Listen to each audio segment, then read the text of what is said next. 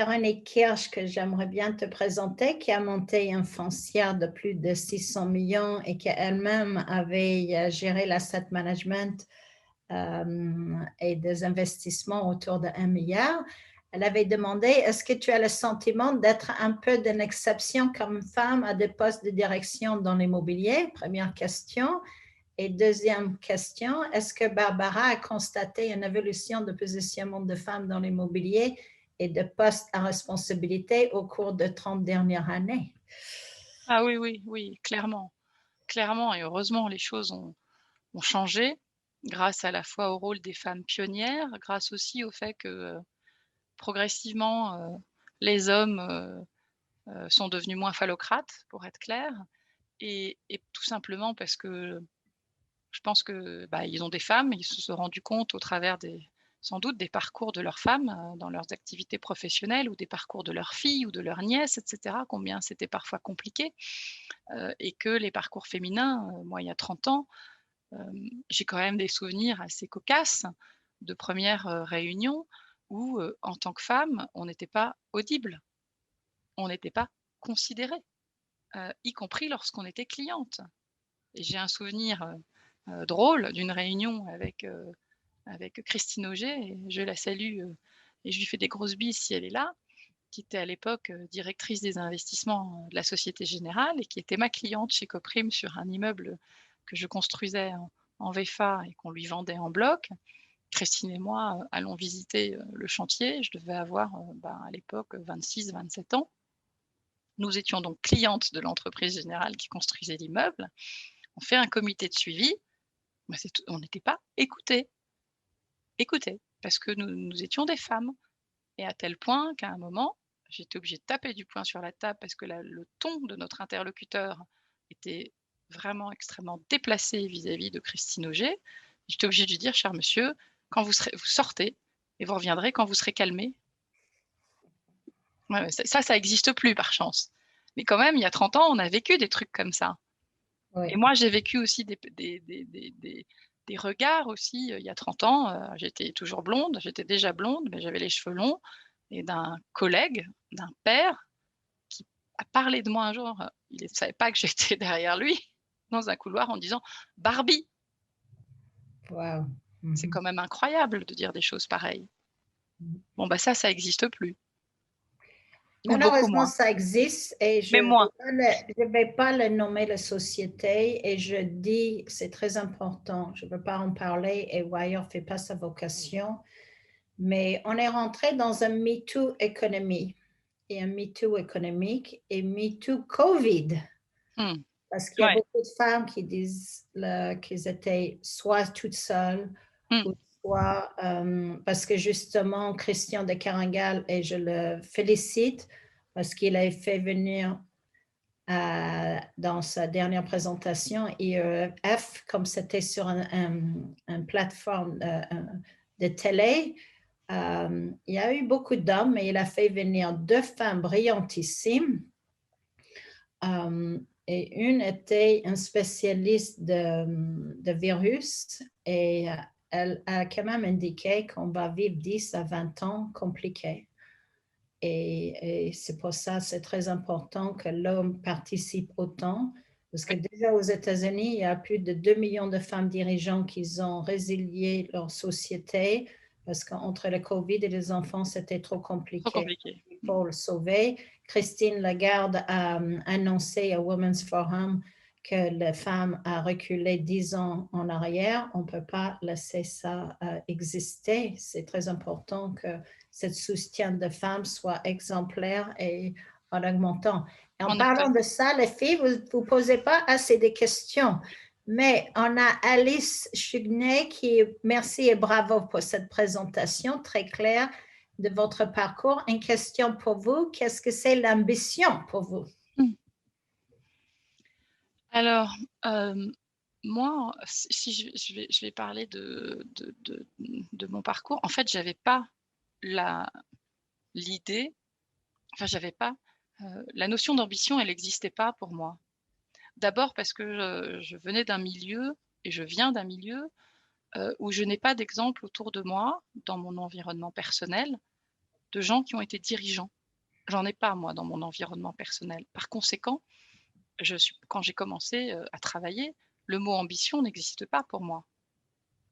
La seule envie que j'avais, c'était de bien faire, d'apprendre et de faire des choses qui m'intéressaient. Mais encore une fois, je pense que l'ambition, elle naît, peut-être progressivement parce qu'on voit qu'on peut faire d'autres choses, plus plus plus, apprendre plus, faire des choses différentes, faire d'autres métiers. Pour moi, c'est ça l'ambition.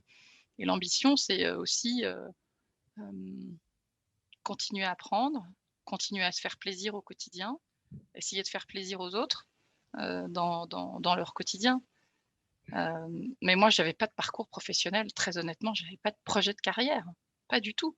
Les choses se sont, enchaînées, heu, comme je les ai décrites en fait, parce que j'ai été soutenue par des gens qui ont identifié que j'avais un potentiel et que du coup, ils m'ont fait avancer, c'est tout.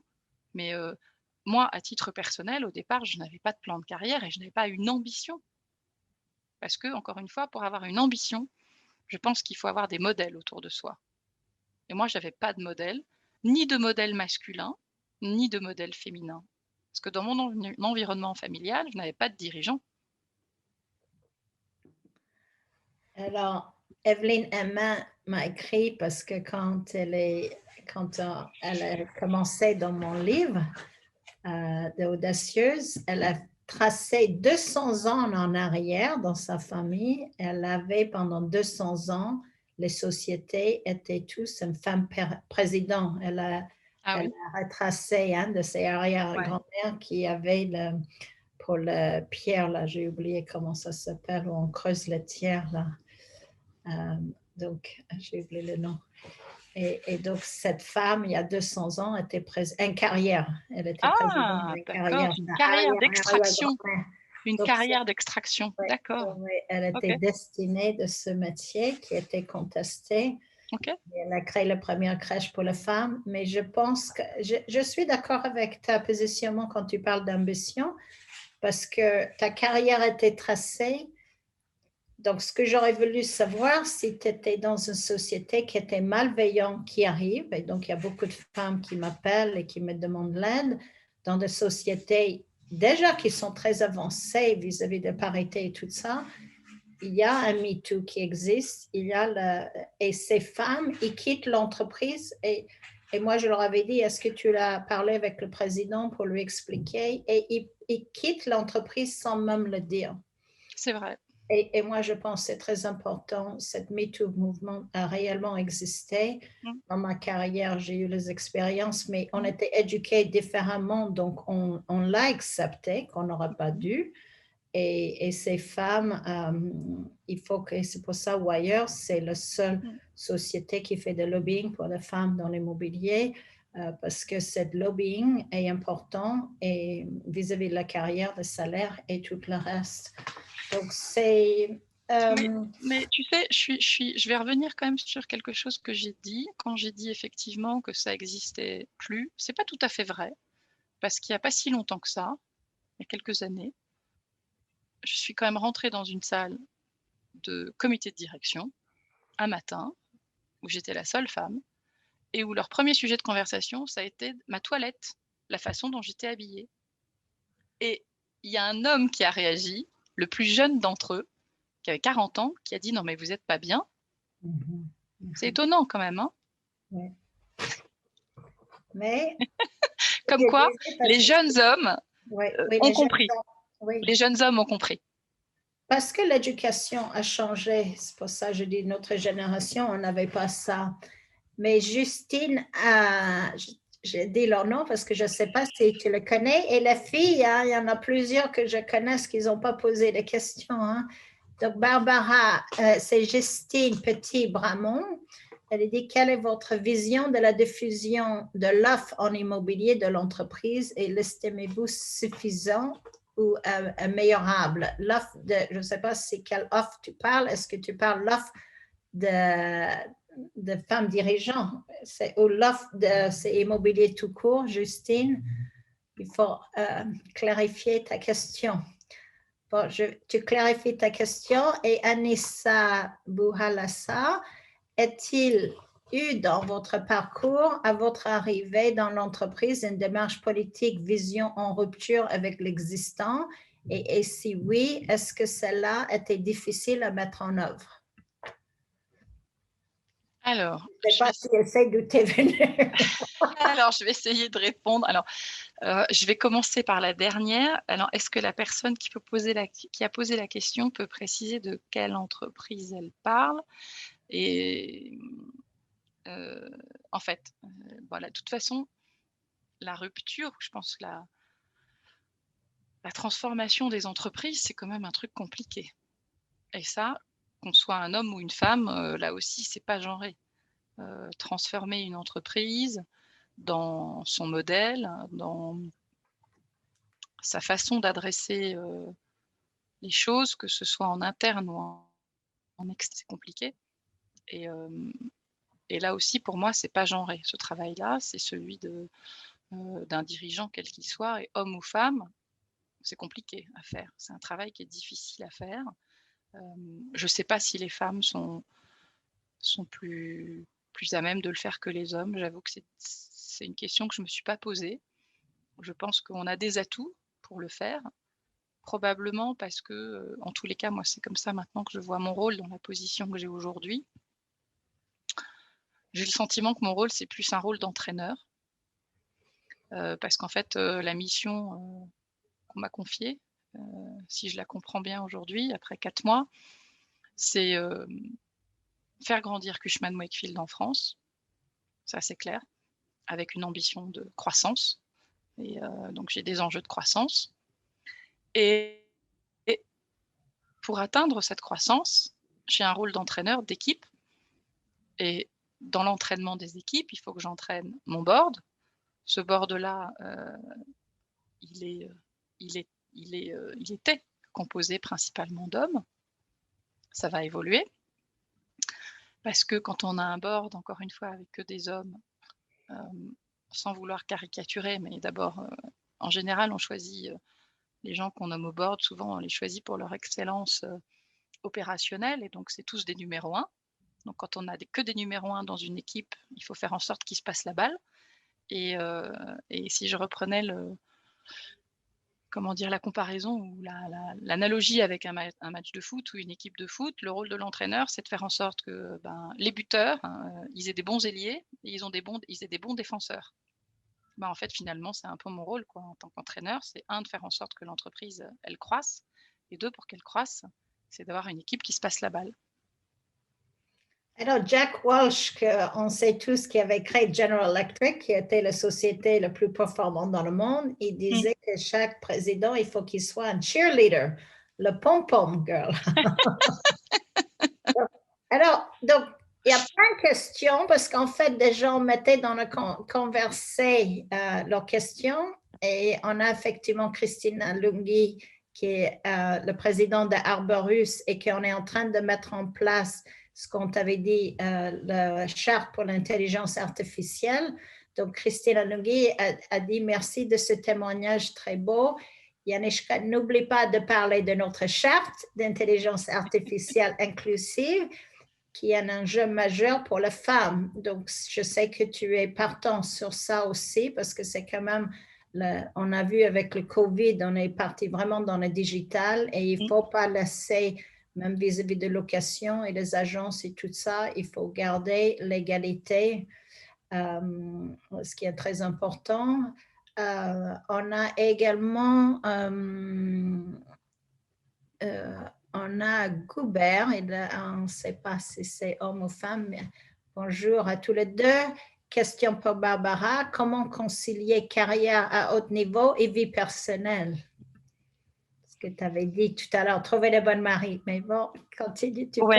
Alors trouver les bons maris, c'est sûr que, en fait, je suis pas sûre que je l'ai choisi, je me suis pas posé la question comme ça quand je l'ai choisi, hein, parce qu'on choisit les gens parce qu'on les aime et on les aime pour les qualités qu'ils ont et avec le recul, je me dis que, bah, il y avait une qualité que j'avais pas vue, quand on s'est rencontrés, c'est qu'il allait savoir m'accompagner dans ma vie professionnelle. Mais ça, on ne le sait pas forcément au départ. 1re des choses, j'ai eu la chance aussi, étant enfant unique, d'avoir, des parents qui ont pu consacrer du temps à mes enfants le mercredi, quand moi j'étais pas disponible et donc ça m'a sans doute, ça a apaisé mon comment dire? Hem, mes états d'âme et surtout le sentiment que j'avais de ne pas être une mère parfaite et de ne pas être une mère assez attentive à ses enfants et je pense que c'est ça qui est très difficile quand on est, femme et dirigeante, c'est la culpabilité et le sentiment de culpabilité de ne pas être assez présent pour sa famille et ses enfants et ce sentiment de culpabilité, en fait, je pense que c'est toutes les femmes, à mon avis, le ressentent. C'est évidemment, on est partagé entre, l'envie de bien faire son travail, de donner satisfaction à ses employeurs, à ses patrons, à ses collaborateurs et en même temps aussi, ben, le besoin qu'on a de porter sa famille et d'y consacrer du temps et c'est ça qui est le plus difficile, enfin qui pour moi était le plus difficile en tous les cas, c'est ce sentiment, de culpabilité que je pouvais avoir parfois et là aussi j'ai eu beaucoup de chance parce que je pense que mes parents m'ont énormément aidée, en étant très présents avec mes enfants et mon mari aussi parce qu'en fait il m'a jamais dit que le soir, évidemment, lui on était en horaire «décalé» entre guillemets tous les 2 parce qu'il travaillait sur les marchés financiers, donc il démarrait tôt le matin, mais il terminait plus tôt le soir. Là aussi, c'était un coup de chance et moi, bah, j'étais plutôt, je déposais les enfants le matin à l'école, mais je terminais tard le soir parce que c'est un malheureusement, c'est des habitudes qu'on a dans nos métiers, en particulier de l'immobilier, comme, la finance, quand les marchés ils sont fermés, ben, ils sont fermés, l'ordinateur il est fermé, mais nous, ils sont pas fermés les ordinateurs, ni les laptops, ni les smartphones et cetera et cetera et en fait, il m'a jamais dit que quand, le soir les enfants disaient: «Beh, elle est toujours pas rentrée maman? Elle est toujours pas là maman? Quand est-ce qu'elle rentre maman?» alors ça, il me l'a dit plus tard, donc il m'a protégée de ça et je le remercie pour ça et au final, mes garçons qui sont grands maintenant, ils ont compris finalement, ce que c'est qu'une mère qui travaille et je pense que je pense pas qu'ils étaient plus malheureux que d'autres enfants dont les mamans, étaient au foyer. J'ai beaucoup de respect aussi pour les femmes au foyer parce que je pense que c'est pas facile. Mais je ne crois pas qu'il y ait un seul modèle unique, de façon d'élever ses enfants. Les 2 modèles sont des bons modèles. Heu, je pense que peut-être que mes enfants ont par moments effectivement, souffert, du fait que je rentrais pas très tôt à la maison. Heureusement, ils avaient un papa, attentif aussi à ça et finalement, ils vont bien et je pense qu'ils seront attentifs eux aussi à supporter leurs futures épouses et leurs futures filles dans leur vie professionnelle. Je pense aussi avec le Covid, parce qu'il y a beaucoup de télétravail, il faut utiliser les grands-parents plus pour tout le Mmh, monde parce qu'il y a dans mon livre, ils étaient tous inspirés par leur grand-mère et moi ouais, par ma mère et cette notion de femme pendant la guerre, si on n'avait pas une solidarité, on ne survivait pas. Et moi, je mmh, considère que malgré tout, avec le Covid, on est en guerre économique, on oui, est en guerre sociale. ouais. Et qu'il faut vraiment utiliser les grands-parents, cette isolation. Bon, maintenant avec le vaccin, ils vont pouvoir être vaccinés, mais la Chine et beaucoup de pays qui utilisent les grands-parents sont très Mmh, importants. Et la même personne avait posé quelles ouais. sont vos ressources principales pour former en permanence? Est-ce que c'est le gym, la méditation? Moi, je Alors, médite. d'abord, je sais pas si je performe en permanence, mais, d'abord, j'ai la chance d'avoir je pense que, j'ai une bonne hérédité, on va dire ça comme ça et je pense qu'on n'est pas tous égaux par rapport à la santé. On n'est pas tous égaux par rapport à la capacité qu'on a à encaisser plus ou moins de choses dans la journée. Je disais en rigolant, j'ai dû tomber effectivement dans la potion magique, mais j'ai de la chance parce que, effectivement, j'ai hérité de bons gènes. Merci papa, merci maman, mais de bons gènes. Je suis en bonne santé et sans doute que, le sport fait aussi fait partie intégrante, je pense de mon équilibre, personnel et professionnel. Moi aussi, j'ai besoin de soulever le couvercle, hein, parce qu'il y a de la tension aussi dans nos semaines, dans nos métiers, dans nos vies personnelles et professionnelles et moi, ma façon de lâcher ma tension et de me reconnecter aussi avec, le monde réel, qui n'est pas le monde professionnel. Le monde professionnel, c'est pas le monde réel. c'est de faire du sport le week-end et moi je passe du temps aussi et ma passion, c'est l'équitation et je pense que l'équitation qui est un sport de plein air et qui est un sport qui nécessite aussi une connexion à son animal, de créer du lien avec l'animal parce que si vous faites pas du sport avec une bicyclette, donc il faut créer du lien avec l'animal. Si vous savez créer du lien avec votre animal, avec votre cheval, il vous donnera tout et quand vous êtes à cheval, vous devez tout oublier, rester concentré et connecté parce qu'un cheval, c'est une éponge. Il ressent vos émotions et il vous retransmet les siennes et donc faire du sport aussi et prendre du temps aussi pour soi, c'est aussi une façon de garder, de pouvoir courir la course de fond qu'on court tous, hein. Alors, notre notaire préférée, elle n'est pas venue cette fois-ci, mais elle a plusieurs chevaux et ce serait un plaisir pour qu'elle parle avec toi. Christina Lunghi, parce que c'est vrai, avec des chevaux, et c'est utilisé souvent pour plusieurs types de thérapies. Équithérapie, bien sûr. Oui, bien sûr. Mmh. Et donc, Christina Lunghi a demandé, en tant que femme de pouvoir, comment a-t-elle mis en place des actions pour favoriser l'égalité femmes-hommes? Mmh. Ben, alors, moi, j'ai dans toutes les entreprises dans lesquelles je suis passée et par chance, je suis tombée aussi dans des entreprises qui étaient quand même toutes women's friendly, à commencer par Icade, mais ensuite BNP Paribas Immobilier ou Allianz. C'était des entreprises qui étaient attentives au parcours féminin. Donc on a fait des choses assez simples avec, les DRH à l'époque, c'est de faire en sorte qu'à chaque fois qu'il y avait, une opportunité qui se créait, d'une promotion, c'est de faire en sorte qu'il y ait toujours au moins une femme en shortlist, toujours. C'est de faire en sorte aussi de faire des talent assessment régulièrement. On a créé aussi des réseaux d'entreprises au féminin dans les entreprises, chez BNP Paribas Immobilier. On a créé un Women in Leadership, au sein de BNP Paribas Immobilier, comme la banque chez BNP Paribas l'avait créé, pour ces femmes de la banque. On a fait la même chose chez BNP Paribas Immobilier, pour faire en sorte qu'elles se rencontrent. On a fait en sorte de faire venir pour elles des grands témoins, heu, voilà et ça c'est évidemment les grands témoins ça aide. On a fait la même chose, au sein du cercle des femmes de l'immobilier avec la création des complices, pour le compte desquels on fait venir et on a fait venir régulièrement, là aussi, des grands témoins, hommes ou femmes, de nos métiers. Et chez Cushman& Wakefield, on est en train de créer le réseau féminin de Cushman& Wakefield France. Voilà. Et bientôt Europe et bientôt monde. Voilà. Il Euh, existe déjà, il existe il déjà, existe hein. déjà. Nous, on est en retard en France, pour être clair. Il existe déjà en Europe et aujourd'hui, le groupe a décidé pas d'incarner toute la diversité et tous les problèmes d'inclusion à l'échelle mondiale au travers de la nomination de Nicole Augusta. Mais les réseaux féminins chez Cushman, ils existent déjà dans d'autres pays. Nous, en France, on était en retard.